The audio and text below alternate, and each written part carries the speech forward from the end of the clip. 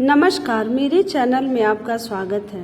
आज मैं आप लोगों को माघ मास कथा अध्याय 1 का महात्म्य सुनाने जा रही हूँ। बोलो जय श्रीमन नारायण। एक समय श्री सूत जी ने अपने गुरु श्री व्यास जी से कहा कि गुरुदेव कृपा करके आप मुझसे माघ मास का महात्म्य कहिए, क्योंकि मैं आपका शिष्य हूँ। व्यास जी कहने लगे कि रघुवंश के राजा दिलीप एक समय यज्ञ के स्नान के पश्चात पैरों में जूते और सुंदर वस्त्र पहनकर शिकार की सामग्री से युक्त कवच और शोभायमान आभूषण पहने हुए अपने सिपाहियों से घिरे हुए जंगल में शिकार खेलने के लिए अपनी नगरी से बाहर निकले। उनके सिपाही जंगल में शिकार के लिए मृग, व्याघ्र, सिंह आदि जंतुओं की तलाश में इधर उधर फिरने लगे। उस वन में वनस्थली अत्यंत शोभा को प्राप्त हो रही थी।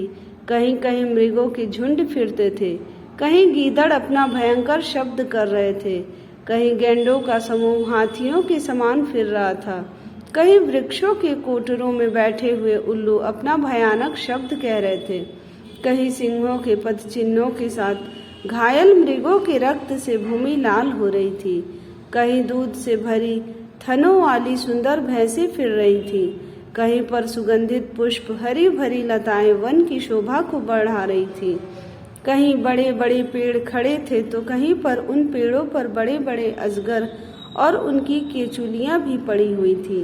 उसी समय राजा के सिपाहियों के बाजे की आवाज सुनकर एक मृग वन में से निकलकर भागने लगा और बड़ी बड़ी चौकड़ियां भरता हुआ आगे बढ़ा। राजा ने उसके पीछे अपना घोड़ा दौड़ाया, परंतु मृग पूरी शक्ति से भागने लगा।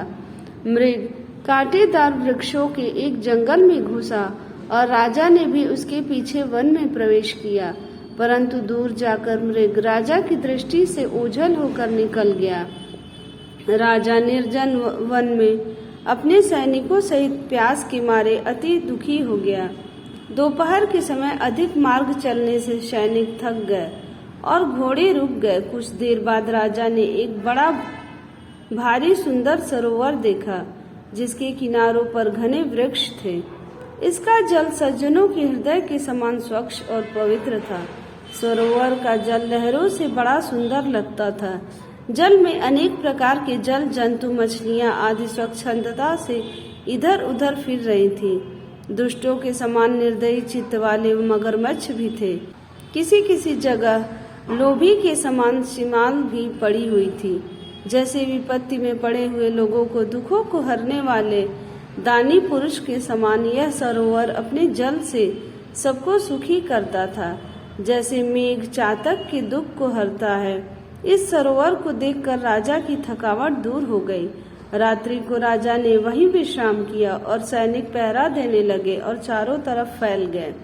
रात के अंतिम समय में शूकरों के एक झुंड ने आकर सरोवर में पानी पिया और कमल के झुंड के पास आया। तब शिकारियों ने सावधान होकर शूकरों पर आक्रमण किया और उनको मारकर पृथ्वी पर गिरा दिया।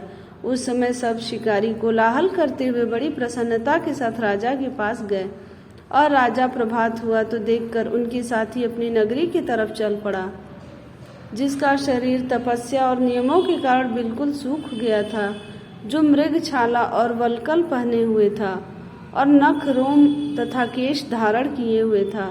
राजा ने ऐसे घोर तपस्वी को देखकर बड़े आश्चर्य से उसको प्रणाम किया और हाथ जोड़कर खड़ा हो गया। तपस्वी ने राजा से कहा कि हे राजन, इस पुण्य शुभ माघ में इस सरोवर को छोड़कर तुम यहाँ से क्यों जाने की इच्छा करते हो? तब राजा कहने लगा कि हे महात्मन, मैं तो माघ मास में स्नान के फल को कुछ भी नहीं जानता। कृपा करके आप विस्तार पूर्वक मुझको बतलाइए। अगले वीडियो में आप कथा के दूसरे अध्याय को सुनेंगे। बोलो जय श्रीमन नारायण।